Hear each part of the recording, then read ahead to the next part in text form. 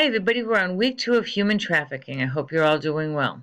This week we're going to be looking at the economic, social, and cultural factors that allow human trafficking to exist.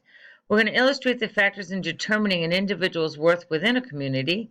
We're going to examine the role and the motivation of the individuals who traffic humans. We're also going to describe the various organizational structures that criminals use in human trafficking. There'll be 5 models you'll be looking at, and one of those you'll be picking for your paper. So the first thing we're going to do is we're going to do the 3 major societal factors that contribute to the existence of human trafficking, and if there's a solution. Now, I'm going to be sending you a paper that has an awful lot of information on it. It has a lot of sources you can go to, and I'm hoping this will help you with it as well. The chapters in these books are 3 and 4, and they cover it pretty extensively. We're also going to look at your writing assignment. We're going to look at the roles of women as recruiters and traffickers. We're going to identify one of the various methods of recruitment, transport, and control. And you're going to choose one of the 5 business models and describe how these models affect human trafficking. They're all pretty interesting, and I hope that you pick one that you find more interesting than the other.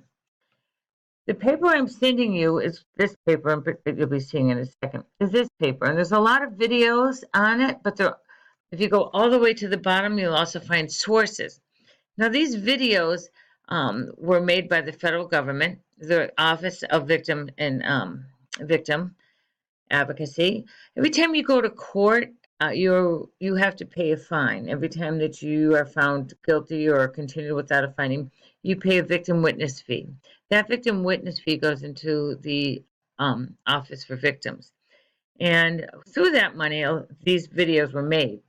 And there's a series of 9 of them. So I want you to be able to look at those. Each one is described so you can see which ones you like, which ones you don't like, but they all have something interesting to say. On the bottom, I have for you the Human Trafficking Blue campaign.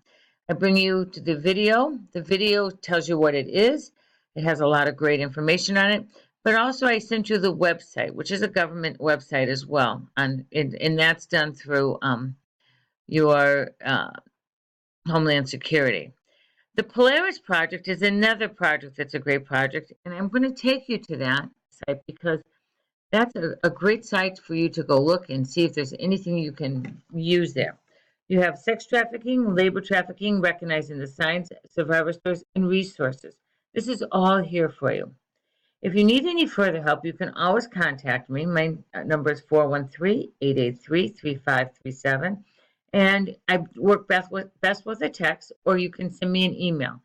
I want you to remember that your paper has to be 4 to 5 pages of content. That means your front sheet and your back sheet don't count. Your front sheet would be your introduction. Your back sheet would be your citation. Those don't count. It's content, 4 to 5 pages, APA format. I also want you to know on your discussions, there's a little difference on your rubric and the module. The module, I'm trying to get that changed and fixed. It says 2 on there, but your rubric says 3. And it really should be 3. They're supposed to all be 3. So you'll do a discussion of 250 words, and you'll make sure you put your source in there. And then you'll do 3 responses. And those 3 responses do not have to have sources unless you use a source. It's really your opinion or what you have that you found that, that you want to put in there. If you want to follow up on what anybody sent you, this is a good time to do it.